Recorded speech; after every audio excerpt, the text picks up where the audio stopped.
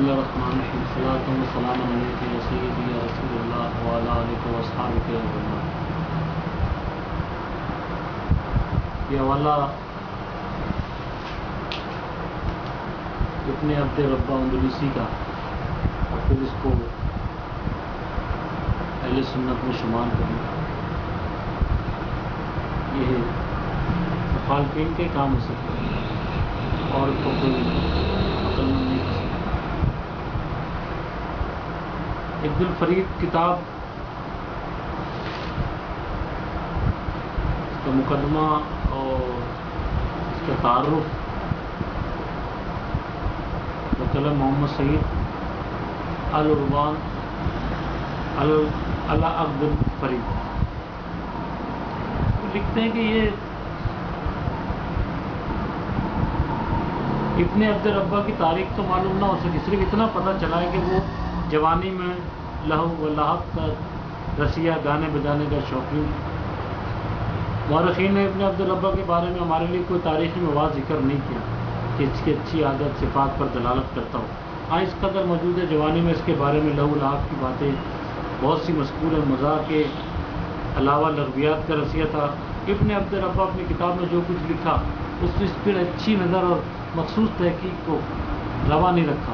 اسے جس طرح کی جو بات معلوم ہوئی اس نے کتاب میں لیا ہے اور جو واقعات روایت جمع کیے اصحاب رائے کی متفقہ نہیں بلکہ ایک ادیب کی طرح واقعے کو رنگین بنانے کے لیے عجیب و غریب باتیں مقصد کی مکمل کرنے کی خواہش میں سب درج کر دی۔ اور اس روایت سے واقعے کے بارے میں اہل رائے صاحبان تحقیق کیا کہتے ہیں، نمونے کے طور پہ رسول کریم صلی اللہ علیہ وسلم نے جو حدیث نے لکھی ان کو لیجئے، ان میں صحیح، مردود، ضعیف، متواتر موضوع تک درج ہے۔ اور تاریخی واقعات، امتوں کے حالات، بادشاہوں کی باتیں، ایسی بہت سی روایت مذکور ہیں جو منکر ہیں اور سچی بھی ہیں، جھوٹی بھی ہیں، سب غلط ملت کر دی اور ایسی بھی کہ اول حصہ آخر کی تردید کرتا ہے۔ بہرحال ابن عبد ربہ غفلت میں نہیں تھا کہ اس پر تنقید جائز ہو، تو جائز نہیں، لیکن اتنی بات ضرور ہے کہ وہ ادھر ادھر کی خبریں جمع کرنے والا، نادر واقعہ لکھنے والا ہے، جو ملا لکھ دیا، جو سمجھا درج کر دیا۔ لہٰذا یہ حوالہ تو چلو اس کے مقدمے کے کہہ لو، تاریخ پہ کہہ لو، مگر الذریعہ کو کیا کریں گے؟ جو لکھی سی بات کے لیے کہ جس کتاب الذریعہ میں جس کا ذکر ہوگا وہ شیعہ ہے۔ یہ دیکھ الذریعہ الی تصانیف الشیعہ، جلد نمبر 15، صفحہ 286۔ ابو عمر احمد بن محمد المعروف ابن عبد ربہ توفی 328 ہجری کی تصنیف عبد الفرید، جو الحمدللہ الاول بلا ابتدا کے الفاظ سے شروع ہوتی ہے۔ کتاب مذکور الحاج معتمد دولت الفرحاد مرزا کی کتب خانہ میں تھی۔ ابن خلقان سے کشف ظنون میں روایت ہے کہ یہ معمولی باتوں کی نفع کی باتوں پر مشتمل ہے، اور ابن کثیر نے یہ بھی کہا کہ یہ شخص اہل تشیع میں سے تھا۔ اب جس کے الذریعہ کے جس پہ مہر لگ جائے وہ تو شیعہ کو بھی ماننا پڑتا ہے کہ 25 جلدیں الذریعہ کی اسی کام کے لیے ہیں کہ جس میں اس کتاب میں جس کا ذکر ہوگا وہ شیعہ۔ الذریعہ کا حوالہ دینے کے بعد اب میں صرف اس بات کی طرف آ جاؤں کہ وہ بغیر سند کے جناب انہوں نے اس کو نقل کیا، اور وہ عبد الفرید کی بات کیا ہے؟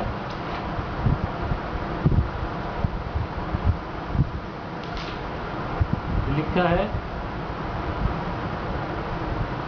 جلد 2 صفحہ 205، ذکر خلافت ابی بکر رضی اللہ عنہ۔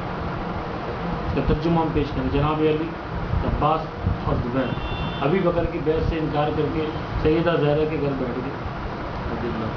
ابو بکر نے عمر کو بھیجا اور ان کو لاؤ، اگر انکار کرے تو ان سے جنگ کرو۔ جناب عمر آگ کا شعلہ لے کر آئے تاکہ اس گھر کو جلا دیں، بس سیدہ زہرا آئیں اور فرمایا، اے خطاب کے بیٹے، میرا گھر جلانے آئے؟ عمر نے کہا ہاں، جب تک تم بیعت نہ کرو۔ یہ عبارت سہم مسموم فی جواب نکاح ام کلثوم، غلام حسین نجفی پنجاب کا غالباً، اس نے اس حوالے کو اپنی کتاب میں بھی نقل کی. اس لیے بھی کہنا تھا کہ اس کا بھی جواب ہو جائے ساتھ اور اس کا بھی ہو جائے. شیخ عباس بیت الاذان والے اس کو بہت اچھی لگی نا یہ کتاب. کہاں ہے آگ, کہاں ہے دروازہ, کہاں ہے حمل کا اسقاط, کہاں ہے سیدہ زخمی, کبھی تھپڑ مار رہو, کبھی تازیانے مار رہو, کبھی تلواریں مرزے وہ نوک چبو رہو, کبھی پسلیاں توڑ رہو, کبھی دروازوں کے بیچ میں بیچ رہو, کبھی آگ لگا رہو, آپ کے شعلوں سے چہرہ جلس گیا. تو خدا کا خوف کرو, اہل بیت کے ساتھ تو ایسی گستاخی مت کرو. کہاں ہے یہ ساری باتیں؟ حالانکہ تمہارا پسندیدہ اچھی کتاب ہے نا عبد الفرید, تمہارا ہی نکلا, لیکن اس نے بھی تمہارے جو ہے الٹی تمہارے گلے میں آ گئی کہ اس میں بھی دھمکی کا ذکر. لہذا اگر دھمکی پہ آ جاؤ اور ان ساری باتوں سے توبہ کر لو تو پھر ہم اس بات میں کہ صحابہ کا بھی ادب ہو جائے, اہل بیت کا بھی ادب ہو جائے, پھر ہم تمہیں دھمکی کا معنی بتا دیں کہ مطلب کیا. کوشش کریں گے کہ تمہاری کتاب سے دکھائیں, ورنہ یہ بات تمہیں ضرور دکھاتے رہیں گے کہ جو بھی آگ لگانے والا واقعہ بیان کرتا ہے وہ شیطان ہے, شیطان. جس کا دل چاہے بھائی شیطان کے راستے پہ چلے, جس کا دل چاہے اہل بیت کی محبت کے راستے میں چلے اور ان کی اہل بیت کی محبت کی کشتی میں سوار ہو جائے اور صحابہ کے ستاروں سے ہدایت لے لے, اور اس پرفتن دور میں اہل بیت کی محبت کی کشتی میں سوار ہو کے اور ہدایت کے ستاروں سے روشنی لے کے رات کے سفر میں دن کے سفر میں کامیاب ہو کر دنیا اور آخرت اور اہل بیت کے غلاموں میں اپنا نام لکھوا لیں. لہذا یہ ہمارے بزرگوں میں سے نہیں, ادارہ ایسے دھوکے سے باز آ جاؤ. کہتے ہیں تم اپنے شیعہ کا جو ہے سند بتاؤ. اب ہم تمہیں بتائیں گے کہ تمہارے شیعوں میں بھی ان کے سندوں میں جن جن کے نام آ رہے ہیں ان کا کیا حشر ہے, اور تم بھی اس کو قابل قبول نہیں مانو گے. پھر کیوں ایسا کر رہے ہو؟ اہل بیت کی ادب احترام کرو بھائی, صحابہ کرام کی گستاخی سے بھی توبہ کرو. بڑے عظمت کے واقعات بتاتے ہیں صحابہ کرام کے, اب تمہیں اہل بیت کا ادب کہاں چلا گیا؟ کہ تو کسی کافر نے بھی یہ حرکت نہیں کی, تو یہی تو ہم کہہ رہے ہیں کسی کافر نے نہیں کی, تم یہ حرکت کرو. یہ سفید اس میں ہے یہ بات. دیکھو ایک جھوٹ کی خاطر 70,000 ذات جھوٹ بولے جا رہے ہیں.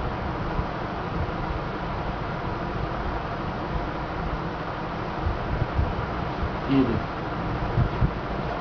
صفحہ 120 بیت الاذان کہ عبداللہ بن زبیر نے مکے میں جتنے بھی بنی ہاشم تھے ان سب کو گرفتار کر کے شیب ابی طالب میں جمع کیا. ان کے گرد ان کی بڑی مقدار میں لکڑیاں جمع کرا دی تھی, اور ان کا ارادہ یہ تھا اگر بنی ہاشم بیعت نہ کی تو لکڑیوں کو آگ لگا دیں گے. بنی ہاشم میں سے ایک فرد بھی زندہ نہ بچے گا. کہتے ہیں حضرت علی کے فرزند محمد بن حنفیہ بھی تھے. اب یہ مسعودی نقل کر رہے ہیں, لکھ رہے ہیں مسعودی آگے چل کر, اب اس کا حوالہ تو آ رہا ہے انشاءاللہ مسعودی پہ گفتگو ہوگی. میں صرف اس حوالے کو دینا چاہ رہا ہوں کہ یہ مسعودی نے یہ حوالہ لکھا ہے, یہ بھی ان کے پسندیدہ ہے. تو یہ آگے لکھتے ہیں مسعودی نے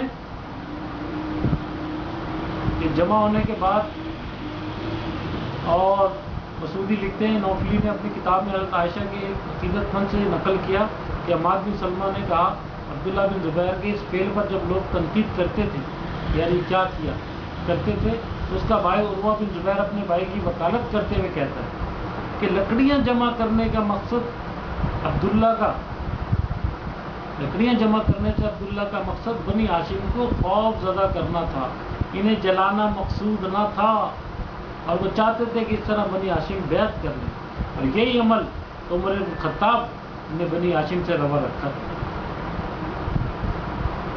تو لہذا ہم یہی عرض کر رہے ہیں کہ جس کے حوالے تم دیتے جا رہے ہو